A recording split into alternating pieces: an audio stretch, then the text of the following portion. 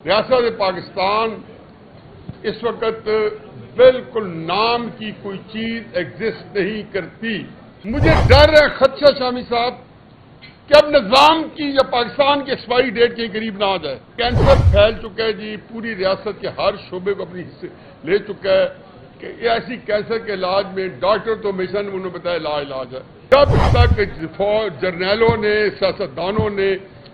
اور جو بھی کرتا دھرتا ہے سپریم کورٹ کے ججز ہیں اپنی ذات کو منہا نہ کیا اور پاکستان کو اپنی ذات پہ ترجیح نہ دی، مجھے خدشہ ہے کہ معاملہ شاید ہماری ساری تقدو سارا سر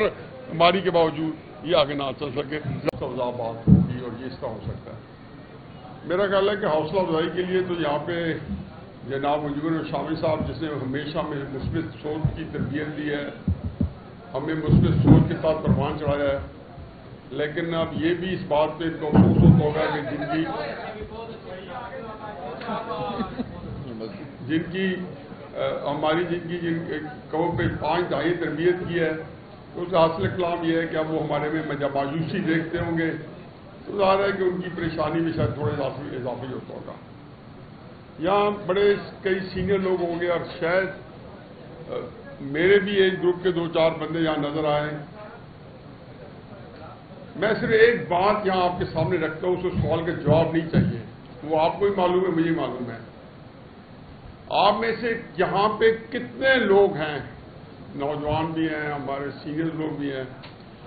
کہ جن کی جان و مال کی حفاظت کے بارے میں وہ بے فکر ہے جو ریاست نے کرنی ہے؟ کوئی ایک بتا دیں۔ اور یہ کوئی آج کی کہانی نہیں ہے۔ عاوض صاحب ان کو اعزاز ہے کہ یہ کراچی میں تو شاید 50 سال سے شروع ہو گیا تھا کہ جس بچپن میں نے بڑا ہوا ہوں تو کبھی یہ تصور نہیں تھا کہ آپ کو اپنی حفاظت اگر آپ جتنا قیمتی گھر، جتنا بڑا گھر، جتنا ایک اہم گھر، اتنی زیادہ حفاظت کے بڑی دیواریں اونچی بچانے، گارڈز جو کچھ کرتے ہیں، اوپر فینسز، وہ بارب وائر سب کچھ کرتے ہیں، کیونکہ ہر بندہ اس بات پہ کنونس ہے اندر سے، چاہے اس کا اظہاریہ ہو یا نہ ہو،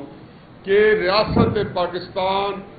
25 کروڑ لوگوں کے جان و مال کی حفاظت کرنے سے قاصر ہے، اور ریاست کی یہ پہلی ذمہ داری ہے، آئینی ذمہ داری بھی ہے، اخلاقی بھی ہے، اور یہ ہر قسم کی ریاست ہوتی ہے، چاہے وہ آئینی ہو،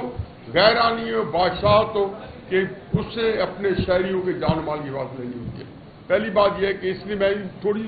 2 باتیں کر کے میں اصل میں اس سے بات کرتا ہوں۔ دوسری چیز یہ ہے کہ ایک مرض ہوتا ہے کینسر بیسیکلی ایک کریب کا نام ہے، یونانی لفظ ہوگا کسی زمانے میں، اس کو انگریزی نے اڈاپٹ کیا، اور وہ اس کا یہ ہوتا ہے کہ 10-12 اس کے اپنے پیر ہوتے ہیں، لیکن جیسے بڑا ہوتا ہے ان پیروں میں سے پیر نکلتے ہیں۔ تو جب یہ کینسر بیماری ایجاد ہوئی تو اس کو کہا کہ اسے کیا نام دیا جائے، تو انہوں نے کہا جی اس کو کینسر کا نام دیا جائے،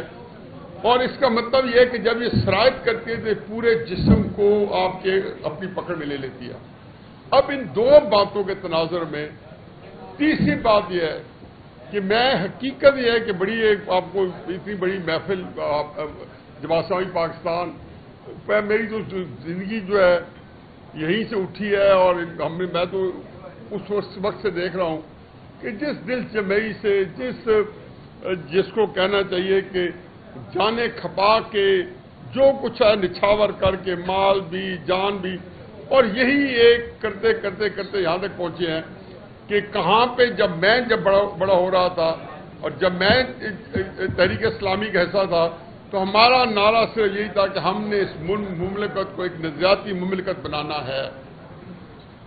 مجھے اتنی تکلیف ہوتی ہے پچھلے 20-30 سال میں کہ جب جماعت اسلامی کا امیر یہ کہتا ہے اور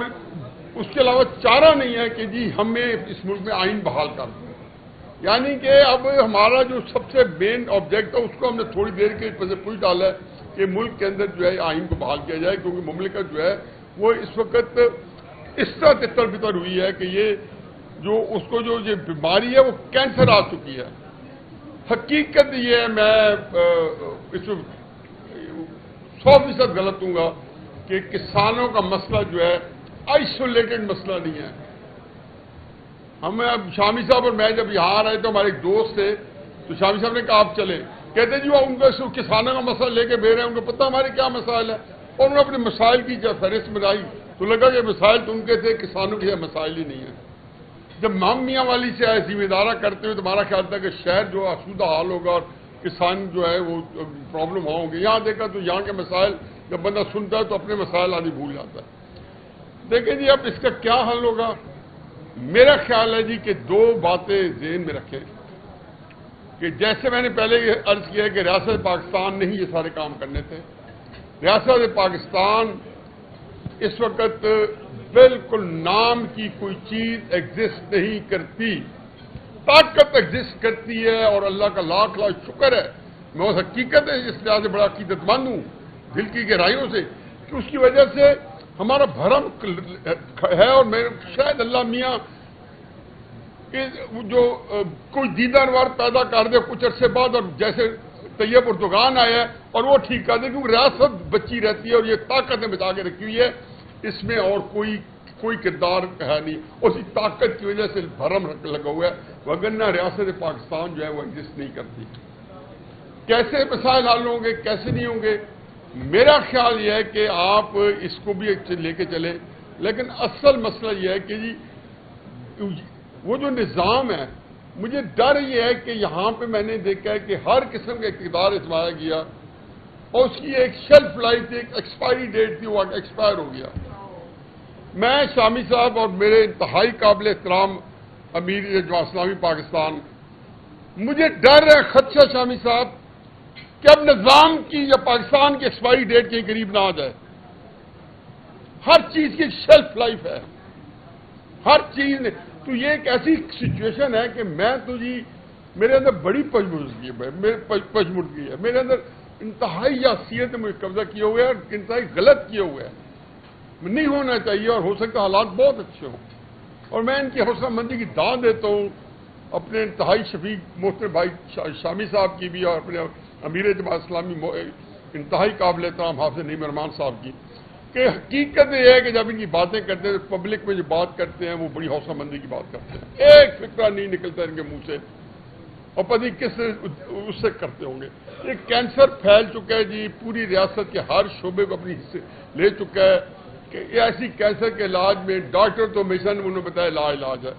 لیکن اللہ کے ہاں معجزے ہوئے ہیں اور اللہ معجزہ کرے گا، اور شاید کوئی ایسی شخصیات پیدا ہو گئی ہو جن کے ہاتھ میں قوم کی تقدیر ہو اور وہ آگے کوئی صورتحال بنے۔ نیشنل کنسنسس چاہیے جی، آپ کے مسائل بھی حل ہو جائیں گے جب تک جرنیلوں نے، سیاستدانوں نے اور جو بھی کرتا دھرتا ہے سپریم کورٹ کے ججز ہیں اپنی ذات کو منہا نہ کیا اور پاکستان کو اپنی ذات پہ ترجیح نہ دی،